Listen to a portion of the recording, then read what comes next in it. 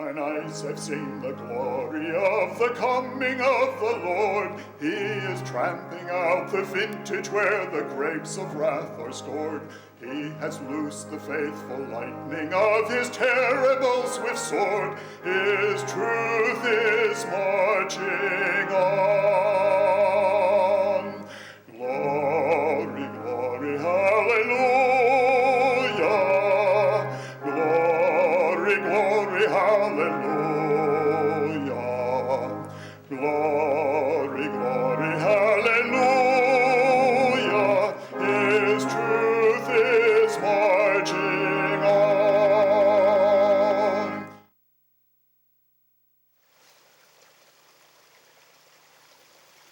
It's amazing what you can find if you just stop to look for it. My name's Bernie Reddy, and I'm standing here in West Chelmsford, Massachusetts, at the ruins of the old Christopher Roby sword factory. This factory began around 1820. Until 1820, till the Civil War, it was in the production of size. The whole village here was known as Sci Factory Village. And we're hoping to explore it today and show you what used to be here.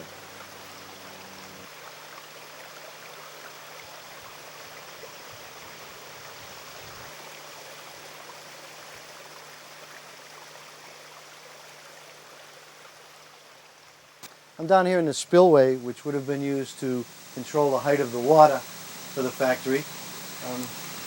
Christopher Roby was quite a man. Aside from being the main employer of most of the people in West Chelmsford, he was also the postmaster.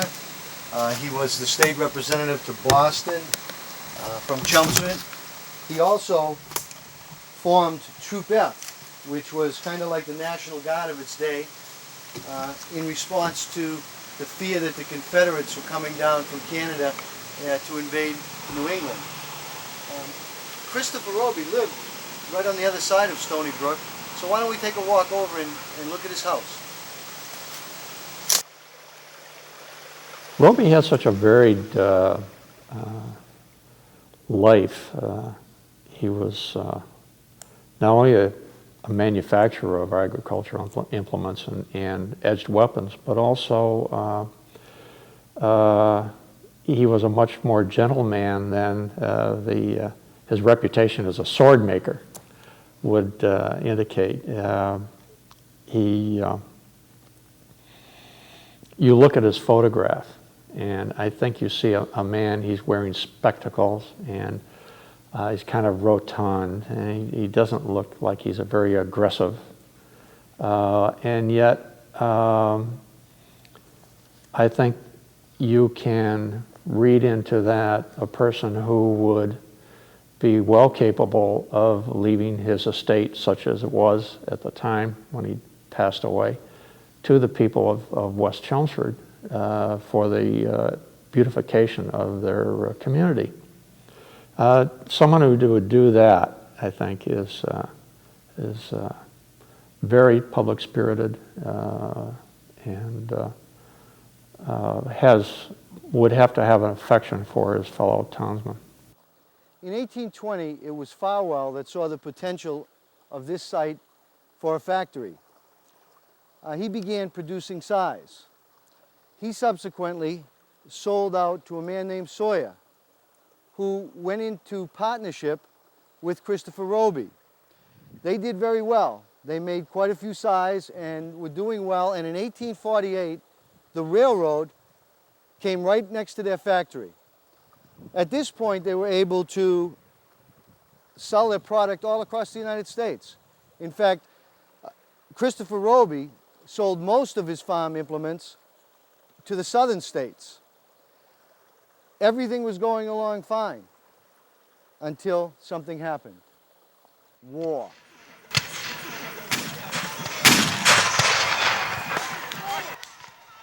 During the war, his factory must have undergone some changes in technology that would warrant or that were reflected in the large volume of production that he was getting into. I mean, you can look at the records. There's Executive Document 99 that lists all the suppliers to the Union during the Civil War. And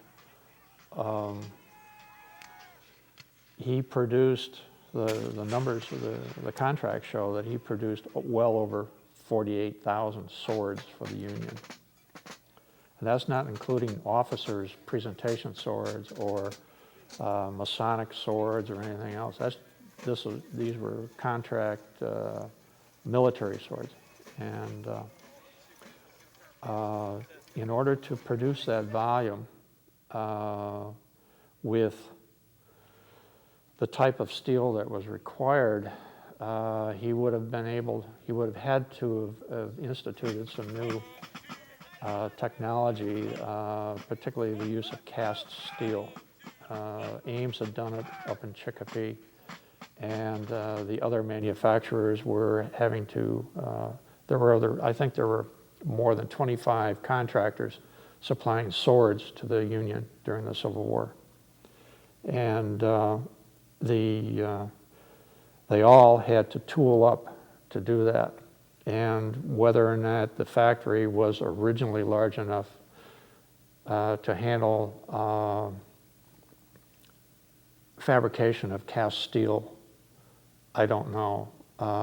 He would have also have had to add brass foundry work as well. And the handles of swords, leather wrapping and wire twisting, braid for the handles to meet federal specifications would certainly require more advanced technology than was required for a sickle or a scythe. I mean, those handles did not have to be wrapped.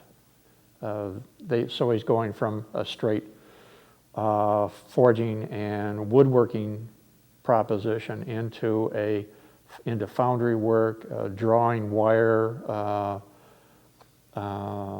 probably creating the handles with the grooves and the handles on some sort of a pantograph lathe.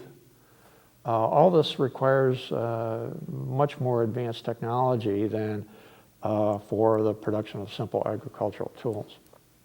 I'm here with Spud. Spud's been having a good time down here at the Roby ruins. He's been playing in Stony Brook. Spud's an old dog, but he's not anywhere near as old as these ruins. When I'm down here, I feel like I'm at Stonehenge. You can see this doorway right here. Through this doorway, thousands of swords were loaded onto trains to be united with Union soldiers. We don't know what happened to most of those swords, but we do know one sword. One sword went to a Union soldier named Charles Albright.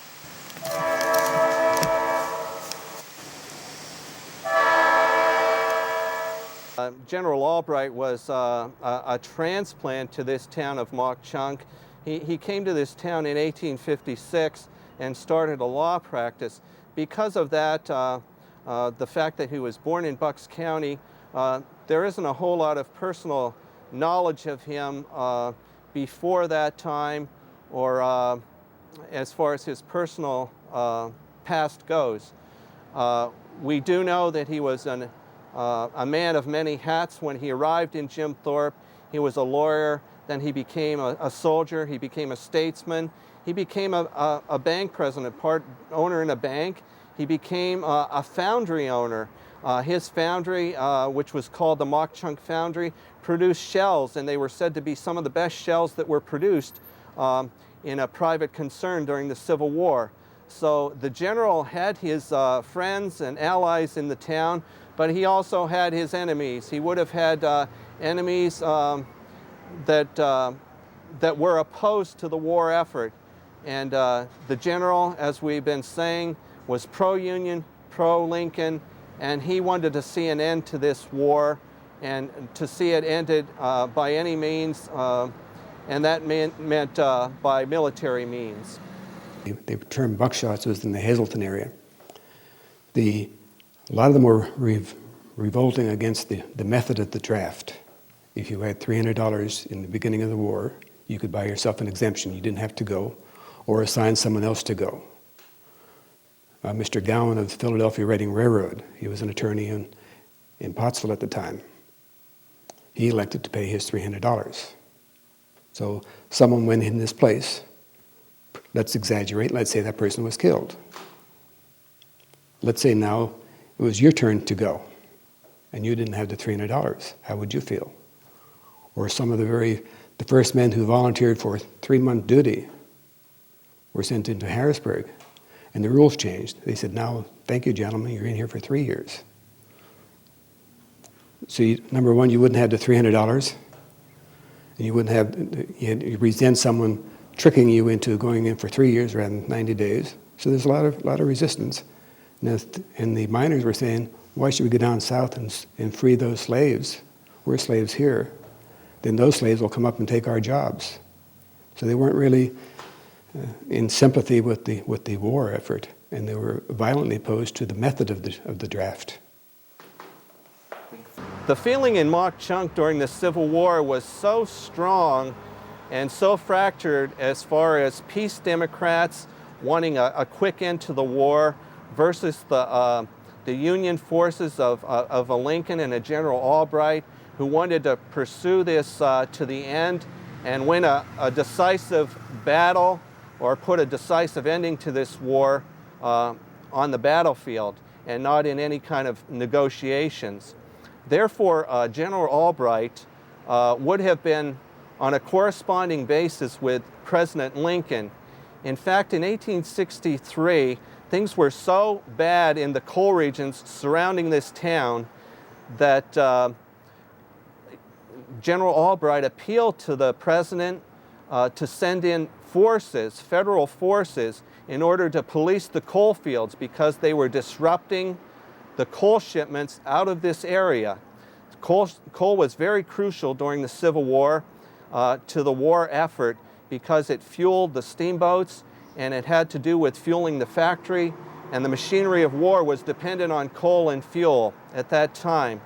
So General Albright, who had a foundry in town, was cognizant of the fact that these coal fields were being sabotaged in cases, people were being murdered, mine bosses were being threatened. So he appealed to the governor first, and it went to appeal all the way to President Lincoln. And because of that pressure, by General Albright especially, federal troops were sent here in 1863. In the fall of 1863, the 10th New Jersey Regiment was dispatched to Mauch Chunk. One company was dispatched to this town and also to 6 other locations located around us in the coal regions. So they patrolled the coal regions, made arrests. Arrests were made of disruptive, what they felt were Irishmen, and at the time they were known as buckshots. They had the name of buckshots, and this name in future years was to become known as the Molly Maguires. General Albright started as a major when the war opened, and by the war's end, he became a brevet general. So he was Carbon County's highest ranking soldier in the Civil War. Due in part to a lot of brave actions that he saw at places like Antietam and Fredericksburg and South Mountain. He was known as a fearless, fiery type leader and a no-nonsense soldier. So when you hear of a person like maybe a Patton, maybe you could say that General Albright was in that kind of vein. He was no-nonsense and he was a good leader of men.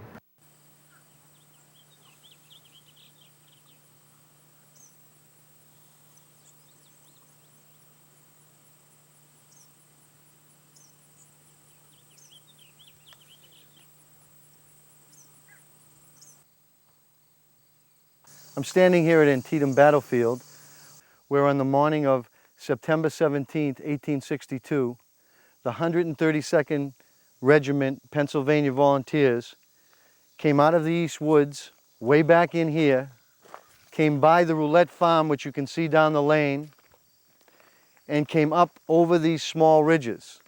Now this regiment had only been in existence for 3 or 4 weeks. This was their first taste of battle. As it would turn out, this battle would be the bloodiest battle ever fought one day in the history of the United States. As they came up over this ridge here, they were met by a barrage of gunfire from the Confederates fortified in this sunken lane right here.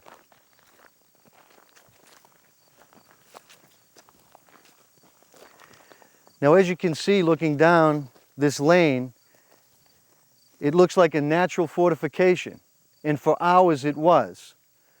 The men of the 132nd had to hug the top of the hill, pop up and shoot, go down again, and others would pop up, and so on for 4 hours. What eventually happened in the Bloody Lane was, instead of becoming a great fortification, which they thought it was, it turned into a death trap for the Confederates. A Union regiment outflanked them, got around so that they were firing right down the side. And all you had to do was shoot a bullet down there and you were sure to hit somebody. All the Confederates were in here. It was a massacre. The leader of the Confederates was taken out, put under a tree where he died, and before he died he said to the Union soldiers, "You've killed all my boys. All my boys are dead." And when they stormed over the battlements here, sure enough, all the Confederates here were dead. They were piled 3 and 4 high right in this lane. And it has the name Bloody Lane. And some of the fiercest fighting of the war took place right here.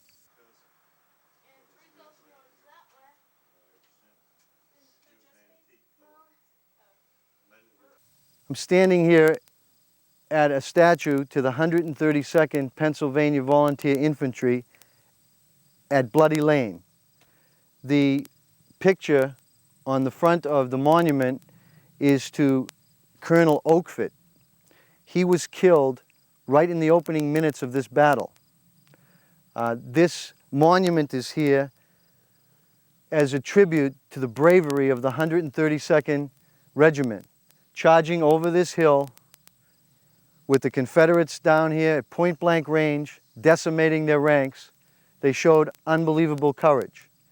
The statue on the top shows a flag bearer with a broken staff, a flag with a broken staff. And when we go to Fredericksburg, I will explain the story behind that flag and flagstaff. It also deals with the 132nd. After this battle at Bloody Lane, Major Albright was promoted to lieutenant colonel for bravery shown on the battlefield.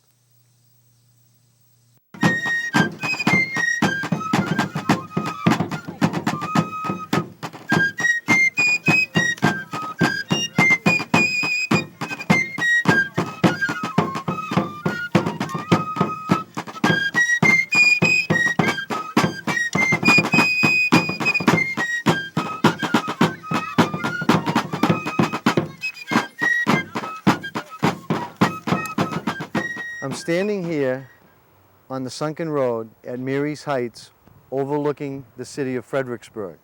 It was from these fortifications that the Confederates poured down shots onto the Union Army. General Burnside had successfully crossed the Rappahannock River and driven the Confederates out of Fredericksburg. The citizens of Fredericksburg had fled and the city was empty as the Union forces came to this hill. Wave after wave of Union forces tried to take Mary's Heights, unsuccessfully. Lieutenant Colonel Charles Albright led the second wave up the hill. The Confederates were firing so heavy down on the men that as they came up the hill, they were turning as somebody would turn in a hurricane to avoid the rain, only this time they were turning and coming up the hill to avoid gunshots. No Union soldier made it up to Mary's Heights. It was a complete disaster for the Union Army. The Confederate artillery officer was asked if he had the hill covered. And his statement was, "I've got that hill so covered that a chicken couldn't live on it. After valiantly trying to scale these heights, the 132nd Pennsylvania Infantry retreated back down the mountain. They were taking cover anywhere they could, behind dead bodies, abandoned buildings. It was an extremely cold day here in Fredericksburg on December 13th, and the wounded were freezing to death, crying out, asking for help. It was a very long, long night. Eventually, General Burnside called a retreat, and the Union forces went back across the Rappahannock River. In this unsuccessful attempt to scale Mary's Height, the Union Army lost over 15,000 men, and they are buried right up here at the top of the hill at Fredericksburg National Cemetery.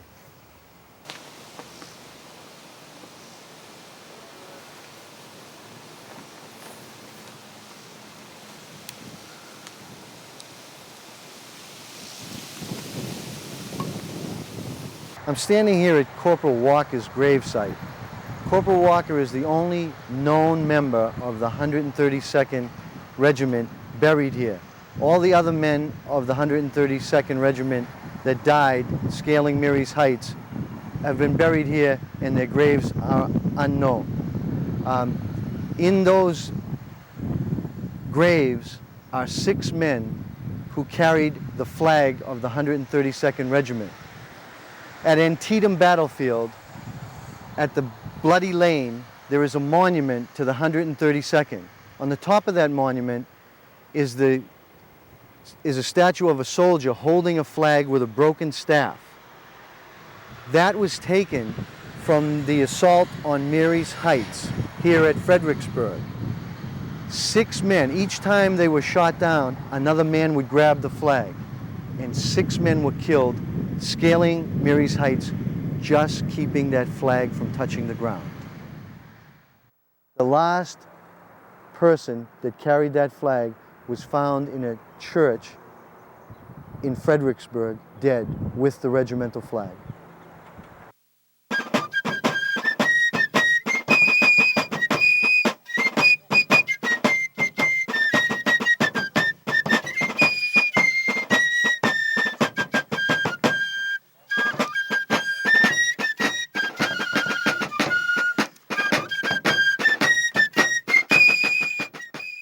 I'm here in Virginia at the scene of the Battle of Chancellorsville. If I can give you a little background as to how this battle took place. After the defeat of the Union Army in Fredericksburg, General Burnside was replaced with Fighting Joe Hooker from Massachusetts. Joe Hooker had a brilliant battle plan devised where he was going to move down the Rappahannock River, outflank Lee, and come up behind him at Fredericksburg.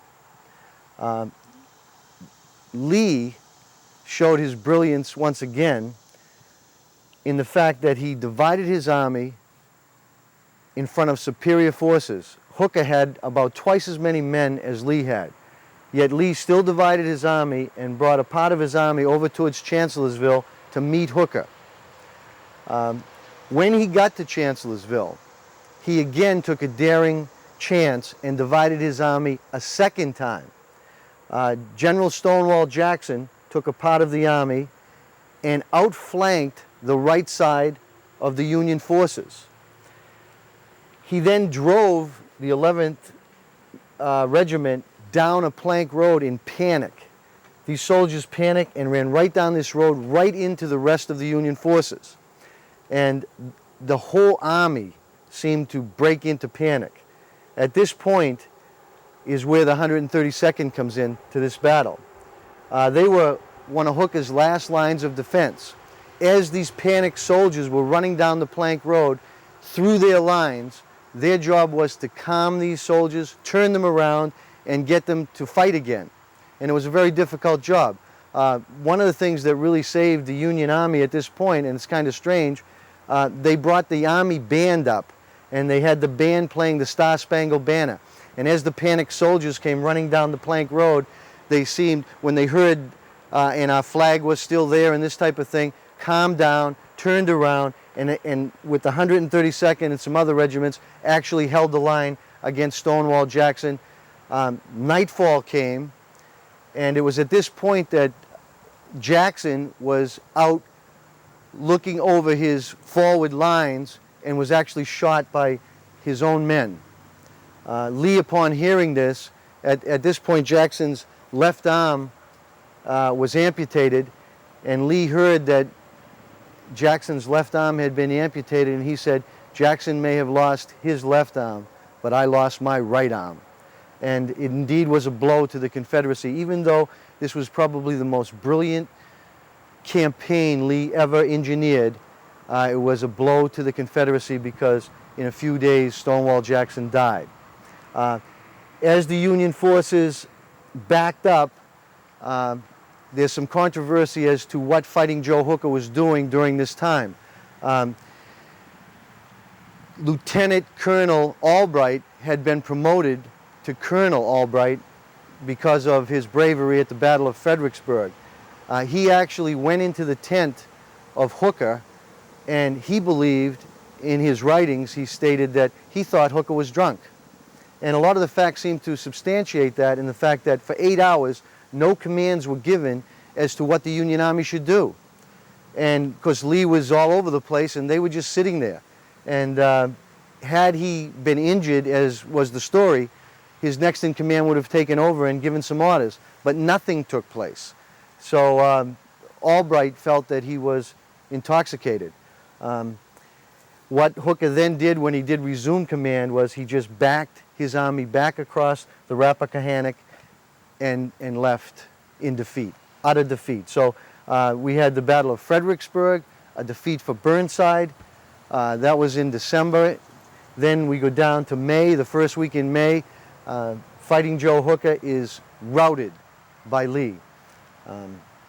In a minute, I'm going to take you over to the site where the 132nd was. As you can see, this is all woods and thick places, and men were running through this. Very hard to fight in this, especially, you can imagine what a regiment of panicked men running through this kind of brush and thicket. It must have been a horrible situation with the Confederates right on their heels shooting at them. And so we'll go to take a look at the exact spot where the 132nd held the line of defense against Stonewall Jackson. This area right in here is the actual spot where the 132nd stood as part of General Hooker's last stand against the Confederates at Chancellorsville. They succeeded in stopping the Confederates from pushing them any farther back, and held this position for a day or so while Hooker's army retreated back across the river. They were a very demoralized army at this time. They felt that their leadership had let them down, and I think they were right.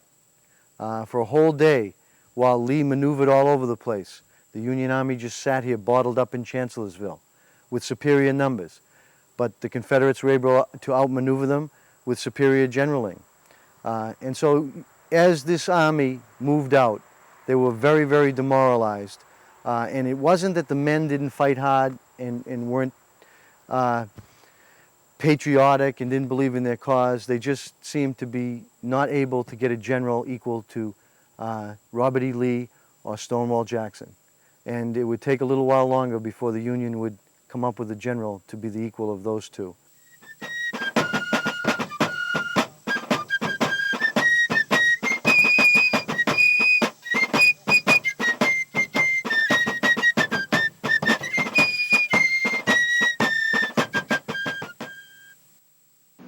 One of the greatest crises Pennsylvania had faced in its history really was the invasion of Robert E. Lee's Army of Northern Virginia in late June of 1863 en route to Gettysburg, which would become the turning point of the war, one of the great turning points of the war. Because of that threat, weeks in advance, as much as 2 weeks in advance, local newspapers were following the course of Robert E. Lee's armies up to the Pennsylvania border. When they crossed the border, it would have been late June of 1863, and at that time, feelings on the town levels throughout Pennsylvania were at a fever pitch. There was very much, things were very tight between people wanting to have recruits and emergency troops raised very quickly. And General Albright, because of that threat to Pennsylvania, felt it his duty to help raise a militia, and he did so. He raised the 34th Pennsylvania Militia in response to General Lee's invasion of Pennsylvania in late June of 1863.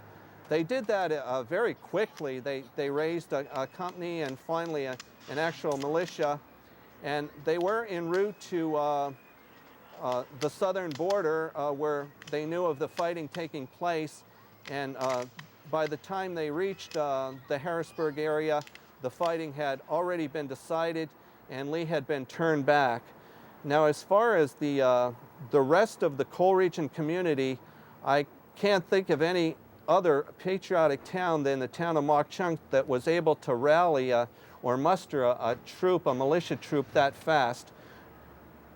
Today we're filming on a balcony which was once the American Hotel in Mock Chunk. Mock Chunk changed its name to Jim Thorpe in 1954, but during the Civil War period, this balcony would have been used by General Charles Albright as a place for addressing recruits. There were very many patriotic speeches made from this balcony by the general, and he was known as a master recruiter.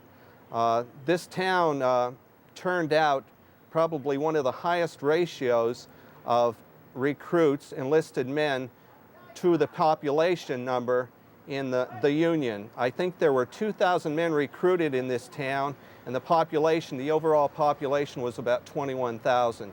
So that was a real high ratio, and it was due a lot in part to the recruiting efforts of General Albright. This sword is an example of Roby craftsmanship that was made for Colonel Albright of the 202nd Pennsylvania Infantry. It's kind of interesting as to why the Pennsylvania troops would present this to Colonel Albright, present this Chelmsford sword to Colonel Albright, when maybe they could have gotten one from Horstman of Philadelphia just as easily. But anyway, it's a fine example of a field-grade officer's sword. The guard is kind of a half-basket hilt with a U.S. Pierced in the guard. The grip is solid silver. It's one-piece silver, and the finial is an eagle's head. The top locket, it looks to be a figure of Columbia supporting a Federal shield, and the mid locket appears to be a infantryman in his rain gear and knapsack. He has a little U.S. on his cartridge box. Probably reminding the colonel of his troops and the Union cause. This is the blade looks to be the same kind of blade that would be used on a cavalry saber, but it's been engraved or etched with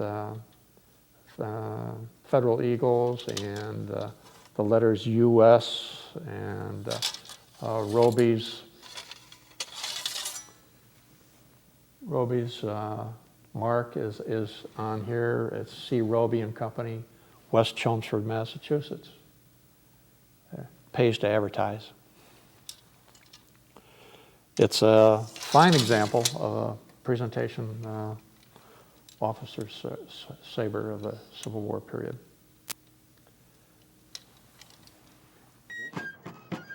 General Albright had an important role near the end of the war with the 202nd Regiment, which he helped raise.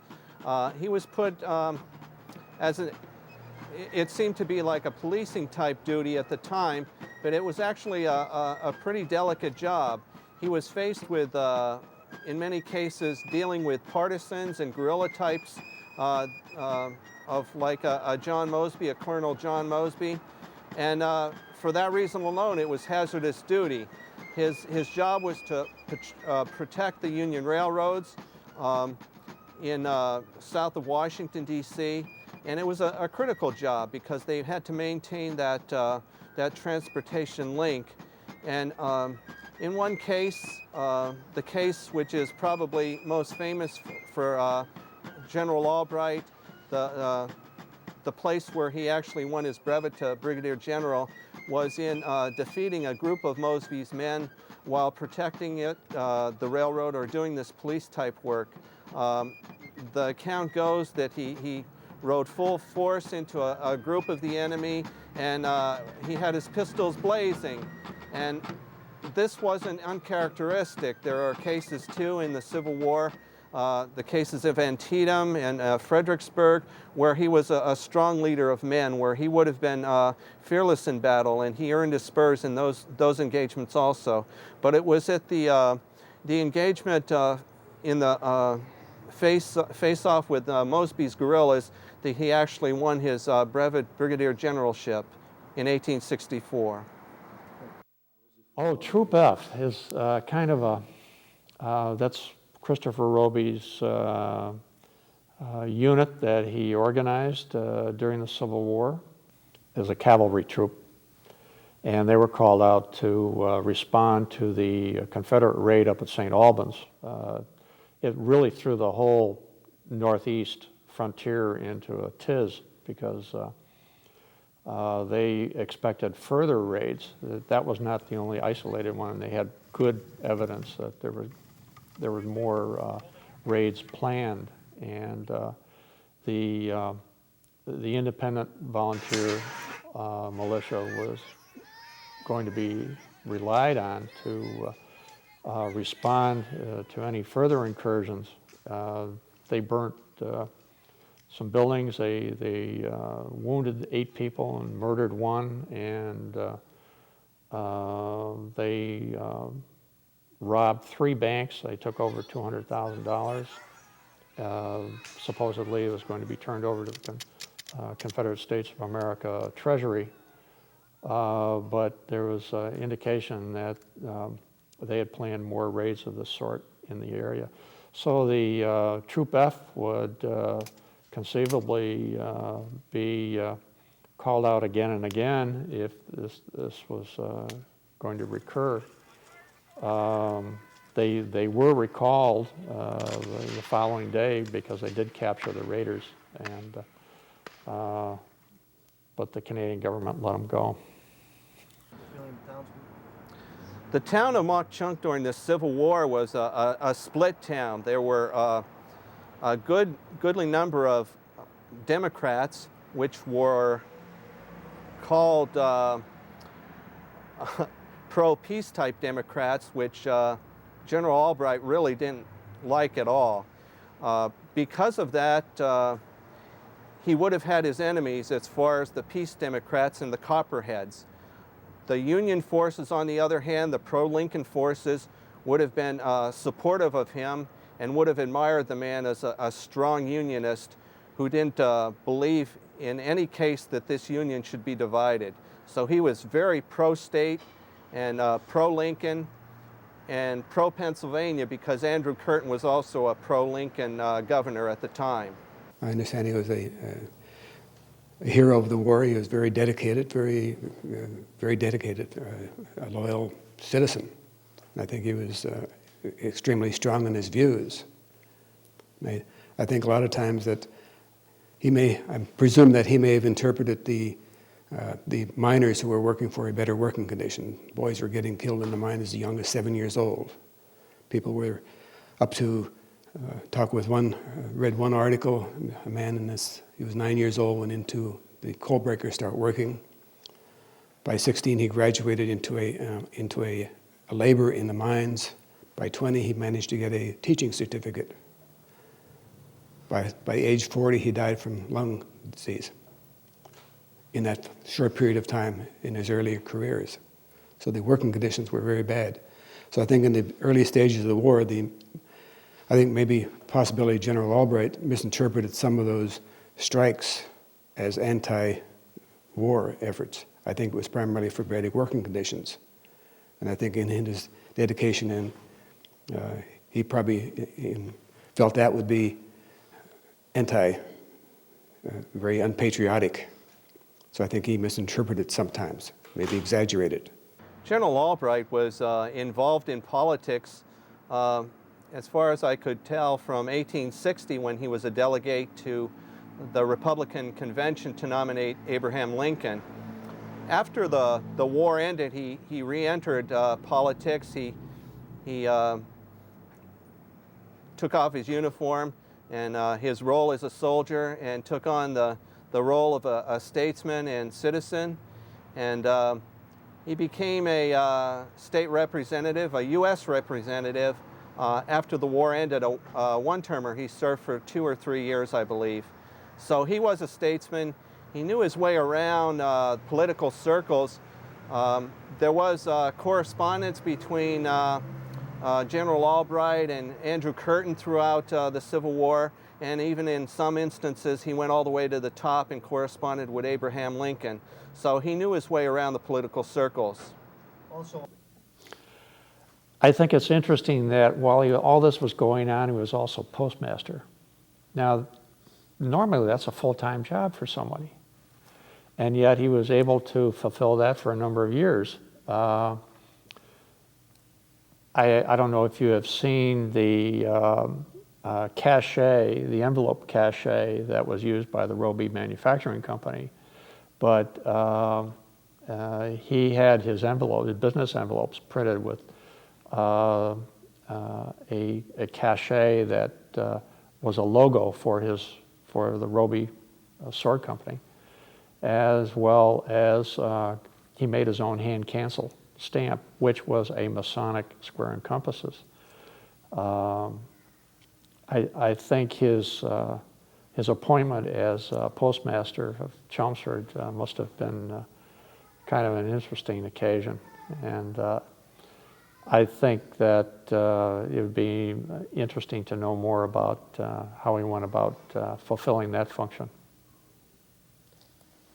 One thing I grew to understand about Charles Albright from my reading of him and researching on him was that he was strictly a law enforcement type individual and a very pro-Constitution individual. He believed in the death sentence wholeheartedly for criminals who took another life. He believed in the death sentence at that time. And because of the hardships caused in the coal regions through the 1860s and 1870s, there was destruction of the coal pits, the coal apparatus, but also there were deaths. There were actual deaths to mine owners and individuals. And in one case in Tamaqua, there was a policeman killed also. And the finger pointing, the blame was always almost to every instance of a death of that nature pointed at the Irish. And because of that, General Albright would have been totally opposed to any kind of rebels who were against the Constitution and the law and order type system which he espoused to. So he was definitely pro-union. He was also pro-government, pro-law and order, and he was also pro-capital punishment. Many of them came over from Ireland after the potato famine, during the potato famine, and were working. They had to work. They were working 6 days a week. If the oldest member of the family could not pay the company store's rent, they would have to send the youngest, as young as 7 years old, to help pay for the rent in the company store. They were working 6 days a week for minimal wages, and they were kept at the lower echelon. They had no rights. They were basically a slave and working in and around the mines. So they always tried to better themselves and work out. And then because the the influence of the railroads ultimately took over many of the coal operations. So they had the complete monopoly between the supplying of the coal, the shipping of the coal, and then getting together in New York City every year to set prices. They had a cartel. It was referred to as the Great Combination. So they controlled everything except they could not control the laborer. So when the laborers reacted asking for better wages, they were not given any. They were not given their fair shake. And so they reacted violently. In other words, when you're down and out and your children are getting killed in the mines and dying of lung disease and everything else, they had to retaliate. And I think some of them have, for every action there's a reaction, so both sides were reacting in violent days. There was also a group called the Murdochs, which was a vigilante type, basically the anti-Irish Catholic. So there was both sides. However, when Pinkerton, when he wrote his books on the subject, naturally he was, shall we say, a little prejudiced. Yes. And so that side always came out, and I think in recent years the other side is beginning to come out. General Albright, as a prosecutor in the Molly Maguire trials, would have been wholeheartedly in back of what he believed. He wasn't one to back down to any kind of pressure, and if he had a cause, whether it be the Union cause in the Civil War, or recruiting men for that cause, or putting to trial perpetrators of destruction and even perpetrators of murder, he would have wholeheartedly been behind a cause of that type. He was a kind of individual that didn't back down. He was strong. He was very intensely oriented toward bringing about justice, and because of that, he was an able prosecutor in the Molly Maguire trials. Basically, there were some of the major riots against the draft was in New York. And also up in a little town called Albright. It's hardly even existing today. It's a small little mining town. Probably the population right now might be a few hundred people. It was a hotbed of, I think, some of the men that were some of the original volunteers. One colliery owner, mine operator, Mr. Smith, he was, according to various books I've written, supplying names to probably the more radical, let's say the Buckshots, to the draft board, to the provost marshal. Now, I'm not sure whether Albright was in there. Some people say Albright was acting as the recruiting officer in Carbon County, in Mark Chunk. So I know the day Mr. Smith, the day before he was killed, the provost marshal left the draft list in his store rather than serving the men. So they left it up to Mr. Smith to hand out these names. So there's a lot of hate built up over these years against, and it points out that Mr. and Mrs. Smith were coming by their 2-horse carriage to Mark Chunk to pick up ammunition and supplies for their store. Mr. Smith is killed. Okay, now we go in. During those violent days, there were several men that were arrested, anti-draft. Thomas Fisher was thrown in jail because he got into a fight one night at the bar, and he and a fellow by the name of Campbell, not John Campbell, and several others were thrown in jail. Again, against the argument, the pros and cons of the Civil War and the draft and everything else, and anyway, they threw him in jail. In the meantime, Albright now is General Albright, or Mr. Albright, was writing to President Lincoln, criticizing the draft dodgers, very similar to the Vietnamese War. He asked for troops to help settle down the Irish. In the meantime, of course, Albright then goes to the war and eventually comes out a general. The man I referred to, Thomas Fisher, was thrown in jail. worked for the, I think in his whole life, he worked for the Lehigh Wilkes-Barre Coal Company under Mr. Parrish. He went from several other communities. He ended up over in Summit Hill. After the war, Albright comes out, General Albright comes out and works for the Wilkes-Barre Coal Company. Fisher also works for the Wilkes-Barre Coal Company. A coal company, Morgan Powell, is killed. Prior to that time, Thomas Fisher was involved in labor negotiations, getting the miners back to work during the long strike. And he had a meeting with Mr. Parrish down here in Mock Chunk, Jim Thorpe, and there was apparently some rather violent words spoken. The men went back to work, but there was still a grievance. So Thomas Fisher asked Parrish to come down back to Mock Chunk and renegotiate, which he did. The miners went back to work. In the meantime, Campbell was arrested for another crime. And there was another gentleman by the name of Leisingring who had his large home next to Asa Packer. He was involved with the Wilkes-Barre Coal Company and involved with the labor negotiations.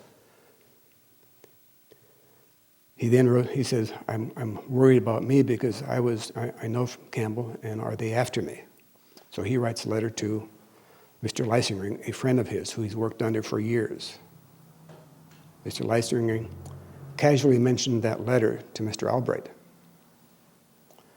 The letter's demanded for coming over to Albright. Fisher's arrested. General Albright puts his uniform on and prosecutes Fisher. Draft dodger, I got you. So was he talking to a Molly or was he talking to a buckshot? During the whole, then, of course, Fisher was a member of the Ancient Order of Hibernians, which would be the beneficial group, health benefits, sick benefits. In the prosecuting, in the cases, the attorney Albright would purposely intermix those names, the buckshots, which is not a very popular item, along with the terrorist group, along with the legitimate AOH, consistently intermix those three categories, so that the jury, which was primarily many Germans coming in from the immigrants who spoke some English, or they spoke English, but to comprehend the English language, they couldn't quite comprehend what he was saying. And in a little sideline in Albright's classified ads, he says German is fluent in our office. So in his little byline, underneath he mentions German, which puts him in awe with the immigrants coming in. And then when he appears in full military uniform, I think he's prosecuting the traitors, not necessarily the Mollies. During the trials, we talked earlier about Mr. Leisingring. He knew Mr. Fisher, Tom Fisher, very well. I studied Fisher because a lot of people have been calling him Campbell and Kehoe. I thought, well, no one knew about Tom Fisher. But when Mr. Leisingring was brought on the stand as a friend of Mr. Fisher, Leisingring talked about Fisher being very honest and honorable and a hard worker and dedicated, and he knows nothing about him that is detrimental to the character. General Albright then would say, Mr. Leisingring, is it not so that Mr. Fisher almost beat up a man in Audenried? How can you answer that? And he asked is it not so that he's a member of the Molly Maguires? And Mr. Leisingring would say, I don't know. And then he would go on and say, isn't he not a buckshot? Didn't he spend some time in jail?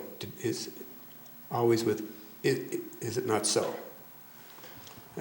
It's very difficult to answer. Mr. Leisingring came back because he was a professional with long answers. But General Albright, in his dedication, would say, how can you sit on the stand there, Mr. Leisingring, knowing that he's a member of this and he's a buckshot and still vouch for his character. Mr. Leisinger, how can you still stand up for this man that we know is a terrorist? Now he's speaking primarily to an immigrant jury with his complete uniform on, and most of the jury would respect the military authority, having won the Civil War and having the background of European. So this was what was brought out in the whole trial. And then many of the character witnesses against these men, you have Kerrigan, you have Mulhern, several of them have already been found guilty in sitting in the Pottsville jail. And then modern terminology would be plea bargain. In those days they call them squealers. So they would come over here and squeal their heart's content. Mr. Kerrigan, who was involved with many of the trials, in fact, immediately prior to this particular, one of the last trials that Mr. Albright was involved in, was given a promissory note for $1,000 by the county commissioners of Carbon County. And he was sent back to Pottsville and was released. Now, $1,000 to Mr. Kerrigan, the squealer, who happens to be, coincidentally, he did go to the Army. He was an ally for Mr. Albright. I'm not saying that factually, but it's Albright would respect Kerrigan, the squealer, more than he would someone else. It implies an awful lot. General Albright was a dedicated soldier, and in his letters and speeches, he always said, "Death to the traitors, and they're traitors forever." So in Albright's thinking, these men were traitors. And no quarters asked, no quarters given. So I think when he had these men on the stand, he would do everything in his power to make sure that they were convicted and hanged. I'm here at the old jail in Mount Chunk, Pennsylvania. This is the site where 4 Molly Maguires were hanged. This is a replica of the gallows. They set it up right here in the jail itself. They wanted to hang 4 at one time for impact. General Charles Albright was here as a witness when they were hanged. He was also one of the chief prosecutors of these men. It was almost a circus-type atmosphere. This jail was crowded with people just waiting to see these 4 supposed terrorists hanged. Several days before the hangings took place, backing up a little bit, they constructed the gallows right in the cell block. Some say 2 days before, some say several days before. The gallows was redesigned to accommodate 4 men at the same time. In my thinking is, since everything was done professionally well, they wanted to get the message out. So they brought in the national press, all the press corps, they didn't call it the press corps in those days, the newspaper reporters. And they put them all up on the balcony. And then when they were to hang them in, they redesigned the gallows to accommodate 4 men. So if you hang 4 men at the same time, you get more sensational, you get more press coverage. And then if there's anybody thinking about creating a union in West Virginia, Colorado, they would get the message. Many of the local coal barons and men of affluent were involved with Kemmerer, Colorado. Kemmerer is from town here. Lehigh Valley Railroad was involved in West Virginia. Packer was in West Virginia. And the Reading Railroad was in West Virginia and Kentucky, so they were getting the message out by hanging 4 men at the same time. It was covered in all national newspapers. It was more or less, they tried to keep it from a circus atmosphere the way it was open in Bloomsburg years later. But they did open up all the visitors were coming in the day or two before, talking with the prisoners, all the reporters, including members of the men who were being hanged, as well as Mrs. Jones, for instance, was in here with her family. And there was naturally conflicts and embarrassments and crying, and it was a very emotional time. But Mrs. Jones, as I understand, wanted to either pull the rope or be there. And it was not politically proper to do, I'm sure, because they had it all set up who was going to do what. As I understand, they instructed according to Mr. Campbell's book, Asa Packer was involved with bringing up a gentleman who instructed the local sheriff how to hang the men. And here again, and I'm not an authority on hangings or anything else, I don't profess to be, but in many thousands of people coming through the jail, they mentioned that the old days, if you want to strangle a man, you put the noose up behind the man's neck. He will strangle. He would be more of a show person for the gallery of the reporters. If you want to hang a man, you put up behind the ear where the neck breaks, and it's a matter of several minutes before the man dies. In this case, they were up to 12, 13 minutes. After 4 minutes, the doctors would all go up and check everything out. So it was chaotic. I mean, it was gruesome. I mean, I can't comprehend it, what man will do to man. Campbell proclaimed his innocence right to the very end. On the morning that he was supposed to be hanged, when the jailers came to his cell, Campbell reached down and in the dust of the cell floor took his hand and put it on the wall and proclaimed that his handprint would remain there forever to show the world that an innocent man was hanged that day. A few years ago, they had a mock trial, and Campbell was found innocent.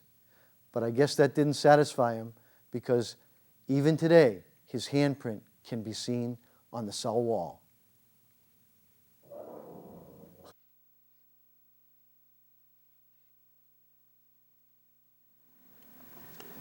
The caskets were in this room. They made the caskets up and they laid them out in the living room here. The family waiting for the bodies were across the street in these small homes across the street. And then the procession went up 8 miles to Summit Hill for Fisher, I know that. This is the final resting place of General Charles Albright, up on top of a mountain in Mauch Chunk. Also buried in this tomb is his wife Naomi and his daughter Annie. General Albright only lived to be 49 years old and died at a very young age. His wife only outlived him a few more years, and his daughter died before him, just 3 months after she was married. He left no living relatives. A little over a decade after General Charles Albright was laid to rest in Mauch Chunk, Pennsylvania, Captain Roby was buried in this quiet West Chelmsford cemetery.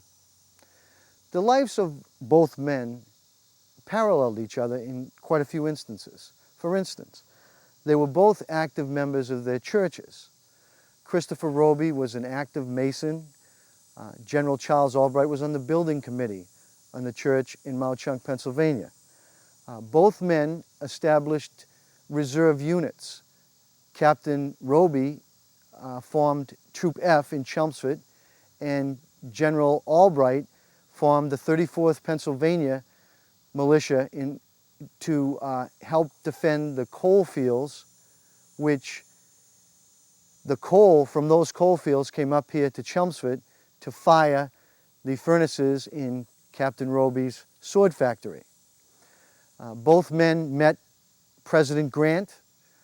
Captain Roby escorted President Grant from Fitchburg to Lexington and Concord on the 100th anniversary of the Battle of Lexington and Concord, and General Grant went to General Albright's home in Mauch Chunk. Both men were politicians. Captain Roby was a state rep from Chelmsford, and General Albright was a congressman from Pennsylvania. Both men were very civic-minded, doing a lot of things in their town, and both men died without ever knowing that their histories would be intertwined forever with this sword.